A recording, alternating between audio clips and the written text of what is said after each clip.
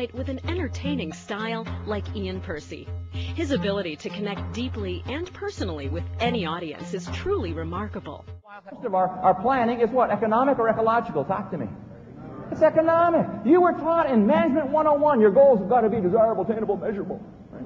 And if we can't measure it, we can't manage it. I'm here to announce to you, that's a lie.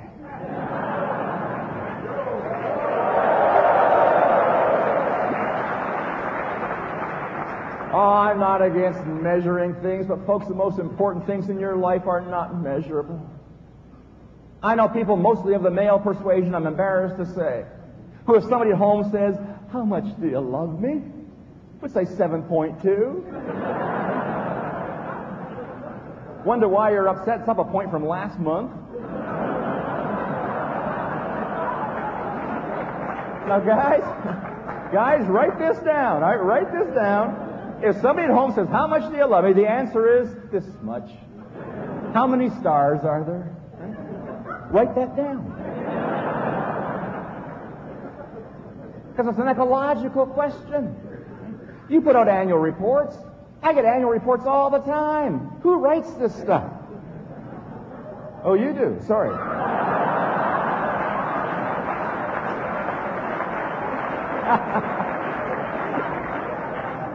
I can't read the little tiny numbers, right?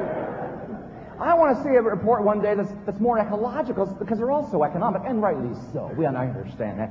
But wouldn't it be nice to have the front page? We'd like to report a greater depth of love and understanding among our people. Right? Little picture of the executive team having a group hug. Wouldn't that be nice? Right? Everything, folks, is a blend of these two things. Now, here's a question for you. What do you think your clients and your customers want from you? Do you think they hire you only for the economy? Or might there be a little bit of the ecology? Here's what I want to warn you about. If all you think of is the economy in your relationships, folks, you're going to lose. You're going to lose. Because in this day and age, people want the ecology. They want something deeper. They don't have language for it, which is why they keep asking for things on an economic level. And we think we believe them, you see, because we're not listening with our hearts and our souls. They're asking for something far deeper. Do they need the economy? Yes, they need an economic advantage by working with you. But what will hold you together, folks, is not just that. Where is the ecology in the relationship? Whether speaking in Rome or in Reno, to scientists or salespeople, Ian takes his audiences to a deeper and better place of fulfillment and success. He will help make your event truly memorable and productive. A registered organizational psychologist, Ian has written many highly influential books and is a regular performance improvement columnist for Human Capital magazine, read by over 40,000 HR executives around the world. Ian was honored as one of the top 21 speakers for the 21st century by the influential Successful Meetings magazine, and is one of only 3 speakers worldwide to be inducted into both the U.S. and Canadian Speaker Halls of Fame. It's a restlessness in your soul that just something is wrong. I'm not in the right place. I'm not doing the right thing. This is a person who drives into work saying to themselves, "Why am I doing this?" I was always taught that this irritation, this restlessness, this anger meant that something was wrong with you and you should probably get it fixed. You should try to avoid those kind of feelings. May I suggest another view? May I suggest to you that the restlessness we feel in our souls is a divine source of energy. It's your destiny calling you. It's your destiny calling you. What angers you about the world? What frustrates you about the world just might be your purpose saying, "Where are you? Why aren't you fixing this?" May I suggest that you not run away from what irritates you. May I suggest that you run toward it. Because hidden in that irritation is your purpose. How many of you believe you always give the customer more than they paid for? Absolutely right. I know that. We could hear there's 1,000 stories in this room about how you've done it. 1,000 stories. Whatever you want, you got to give it away. A lot of you are leading teams. I can tell you how to have more power as a team leader than you've ever had in your whole life. Want to know how? You give the power away to the team. And they give it back to you 1,000 times over in their love and their devotion. Ian has an uncanny way of reaching through to the heart and soul of every audience member. Clients constantly remark on just how on target his message is. He works tirelessly to understand the situation and your goals for the event. And no speaker will do more to ensure a powerful and seamless flow to your program, including listening to speakers who come before him. For information on how to book Ian Percy, please refer to the accompanying material. Now, to enjoy and learn from Ian's provocative and humorous insights on corporate vision, keep watching. Have you seen this one? I've seen this one 1,000 times if I've seen it once. What gets me is they frame it and put it up on walls. Our mission is to become the preferred supplier in our chosen marketplace. Woo, woo, woo. I mean, how many meetings did that take? Hello? Do you think somebody else is out there saying, we want to be the third choice? Right? I mean, come on. Folks, I don't have any degrees in business administration at all, but it seems to me if you're not the preferred supplier, you don't have work. That's no mission. That's survival. Jeez. Here's another one. I remember this one so clearly. It came from an insurance company. And I remember it clearly because they had carved it into little pieces of granite they gave every employee to show you how flexible they were going to be. Not a word of a lie to you. Not a word of a lie. The central line of their mission read, to return to the shareholders 15% return on equity. I said, this is a joke. It's a joke. You actually get up on a Monday morning, give me 15% or give me death. Right? I said, at your funeral, you want the clergyman to stand over your coffin.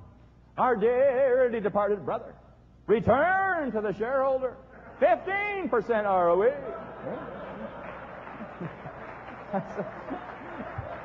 I said, I got news for you. The shareholders ain't going to your funeral. They don't care you're gone.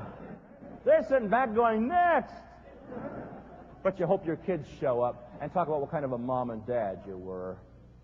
You hope your buddies show up and talk about what kind of a friend you were. You hope your old employees show up and talk about what kind of a leader you were and how if it wasn't for you in their life, they would never have become what they've become. 15% ROE. It's the ecology.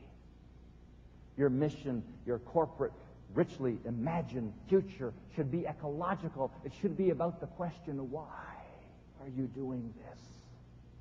Why are you doing this? Children know this. In every culture of this planet, every culture, after learning how to call its mom and its dad, every child asks the one universal question, why? Which mother in this room has ever leaned over a crib? Can you say why? Why? No, it drives us nuts. Right? We usually wrap it all up by saying, because I said so. Oh, thank you for clarifying. Right? Children are born asking the most spiritual question in the universe, and we beat that out of them by grade 3. Why? Why are you doing this? Why this policy? Why this procedure? Why this approach? Why are we here? What's the why of our lives? It's got to be ecological. What if you walked into your doctor's office and you saw this?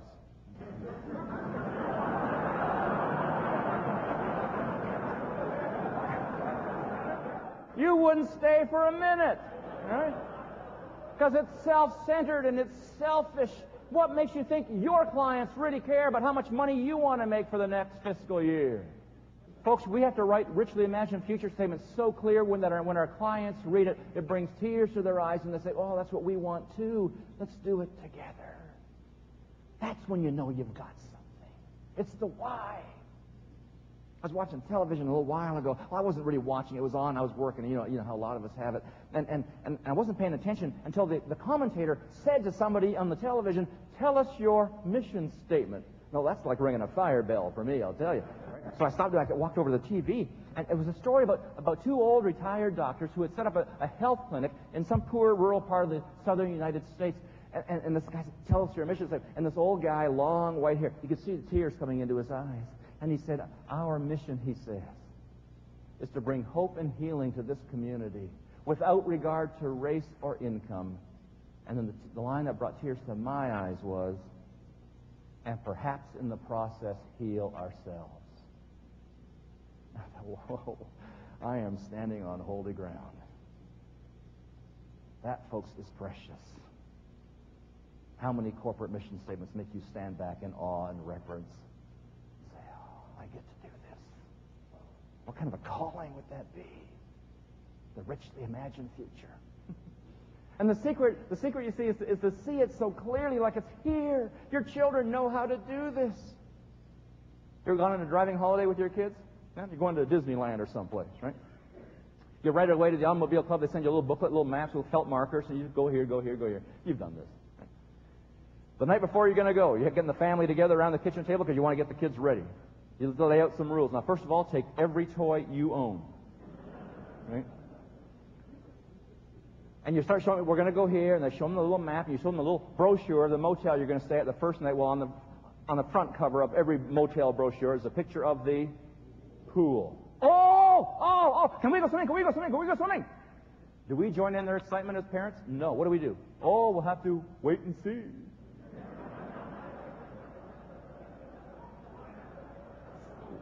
We have to wait and see? What, are they filling it in now or what? Huh? We have to wait and see. And then we add, you know that you've done this, you confess it to me, then we add this phrase, now don't get your hopes up too high. Right? Oh, you wouldn't want to have your kid have high hopes, would you? No. No, let's get them ready for life. The next morning, you have not moved 1 inch out of your driveway. The back seat is filled with children, and every toy you could think of, juice boxes, already half gone. You have not moved 1 inch. What are your kids wearing underneath their jeans? They're bathing suits. They're acting as though the future were here. They are ready for the richly imagined future. You drive, you pull into the motel. Sure enough, there's the pool. The kids in the back seat are doing what? They're getting undressed. You haven't even parked yet. You join in their excitement? No. First, we say we have to get settled. We have to get settled. Because where's your bathing suit if you even brought it? It's in the bottom of the suitcase. You are so boring. When's the next time you're having one of these innovation conferences? Okay, I hope it's soon. Can we have this agreement? The next time you have a conference like this, everybody wear your bathing suit underneath your clothes. Yeah. I don't care if it gives you a rash. You live as though we're here, folks. It's here, it's here, it's here. Reach out and grab it. We sincerely thank you for your consideration. Please refer to the accompanying material for contact information.